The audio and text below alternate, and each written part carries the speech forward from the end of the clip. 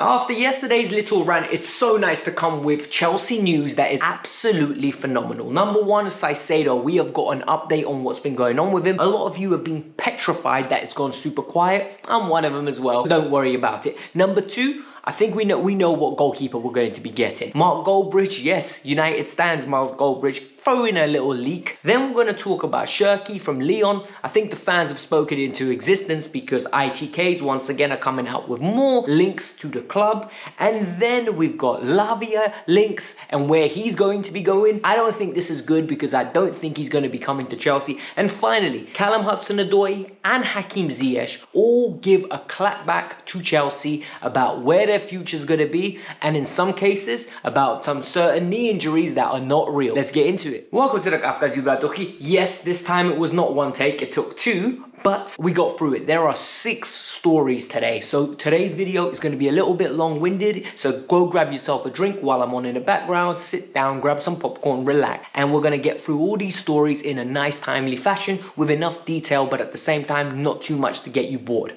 So before we get started, do me a massive favor, alright? Hit the like button. I want to get 1,000 likes on this video. You lot support me by watching. Just do one little extra push. Subscribe if you enjoyed the content. You made it this far, you might as well. And finally, start sharing this out. I need you lot to start sharing this out using the share button to your friends, to your family. Let all other football fans watch. Come on, share it out. It means the world. It really helps out. But now, let's move on with this. When it came to Moses Caicedo, I think every Chelsea fan has got their heart set on this player. Every Chelsea fan I speak to, it's almost an assumption that we're going to acquire Moses Caicedo.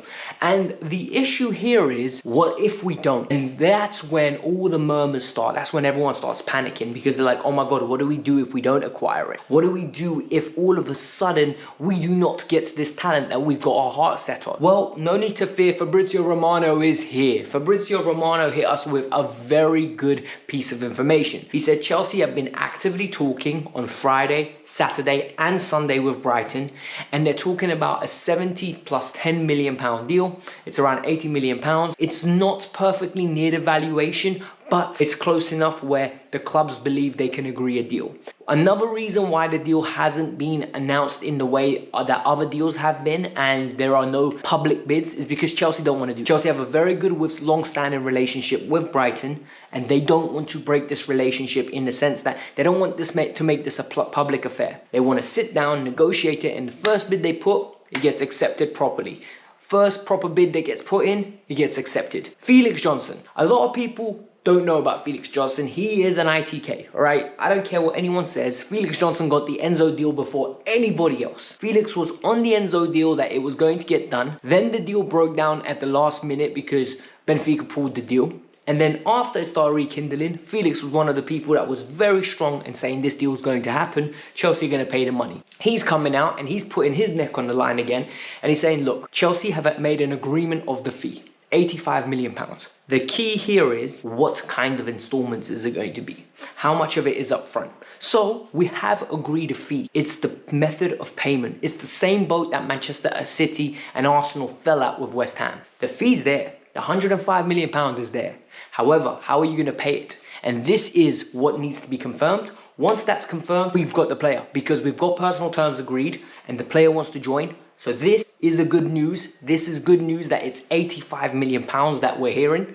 In regards to a goalkeeper, it's gone very quiet. We've consistently heard one thing and one thing only. Chelsea will not be bidding crazy money for a goalkeeper. Why have we heard that? Because we've heard this from Fabrizio Romano himself. Fabrizio Romano on numerous occasions has said Mike Maignan and Onana are out of the price range of the one and only Chelsea Football Club. They are not within the range that Chelsea want to be paying for a new goalkeeper. Never mentions Diogo Costa from Paul. All of a sudden, Mark Goldbridge today, who is in the know. Let's not pretend, right, he's not, because the guy's got links with Fabrizio Romano, he's got links with Ornstein, he's got links with Ogden, he's got links with like so many different journalists. It's ridiculous.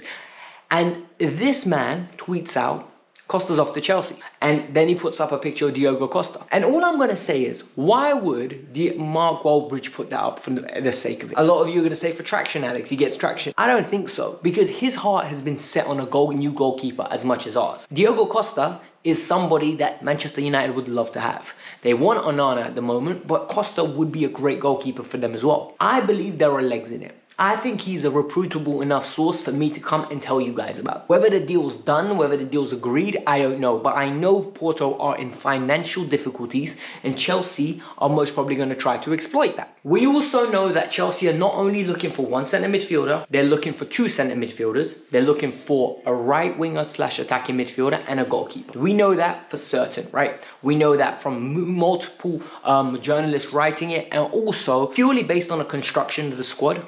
Mount's going out, they'll almost need a replacement for Mount and Kai Havertz because we haven't got one, right? One player that's been linked at this moment in time, and I want to get his name is, right, Matheus França. Matheus França, I think I'm pronouncing it right. I'm sorry if I'm not. He's a Brazilian. He's not a Brazil international yet.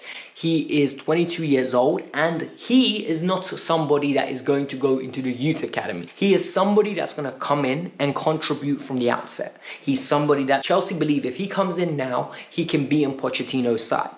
He's a right wing / attacker, so an inside forward, someone that can play in between the lines in the middle as an inside forward, but at the same time can hug the touchline and do a little bit of the jinky-majinky stuff, PK Humble style. More importantly, this move would cost around 20 to 25 million euros. This is reported by Fabrizio Romano.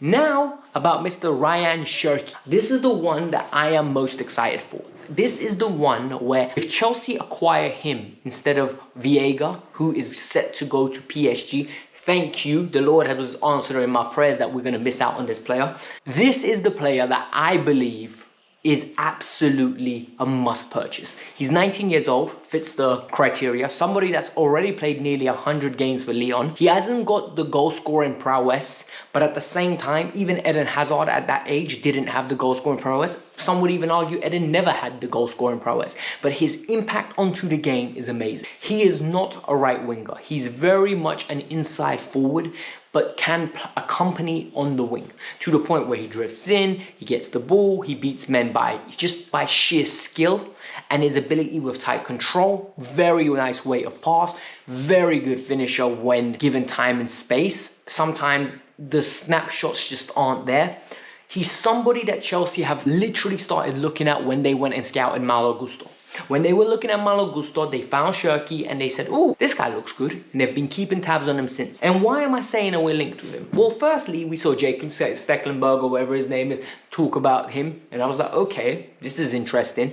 Then reports started coming out that he caught Chelsea's eyes at the U21 as well. And then Alex Goldberg came out. We know Alex Goldberg's in with a Mount camp. We know Alex Goldberg talks to individuals on the Chelsea board, most definitely, right? He gets followed by individuals by the Chelsea board. It's public knowledge. Alex Goldberg came out and said, Chelsea are looking at Cherki, and somebody called him out and he said, I'm reliable.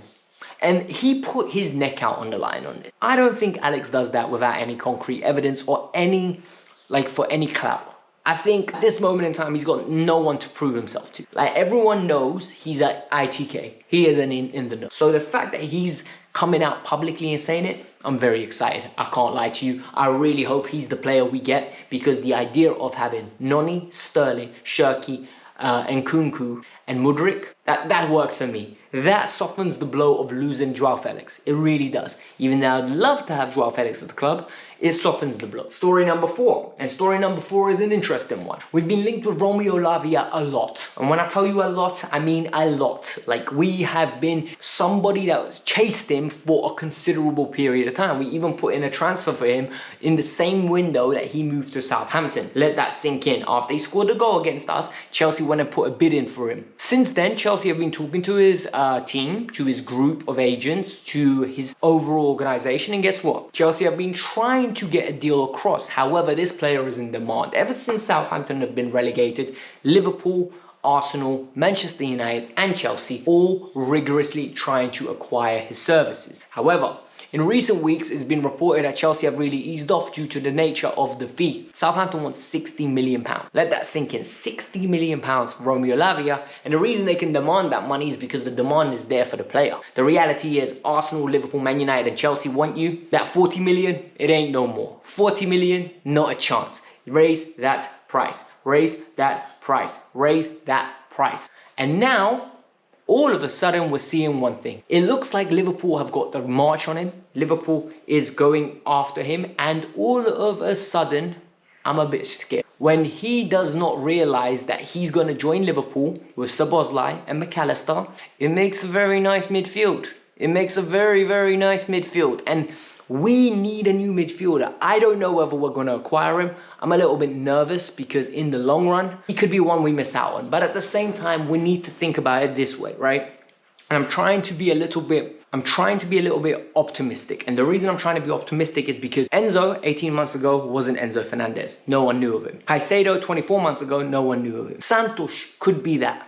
Santos needs the minutes to come into the team and make the spot his own. If we sign Lavia, are we literally taking motorsports away from him? I don't know. I need you lot to tell me that in the comments below. Now on to the two final stories. Hakim Ziyech is out here throwing shots at the Saudi League, at Al Nazir. He's on a pitch. He takes a picture of his knees while he's laying there and he goes, knee problems, laughing faces. I don't think he's got knee problems. I genuinely think Al Nazir most probably looked at the deal.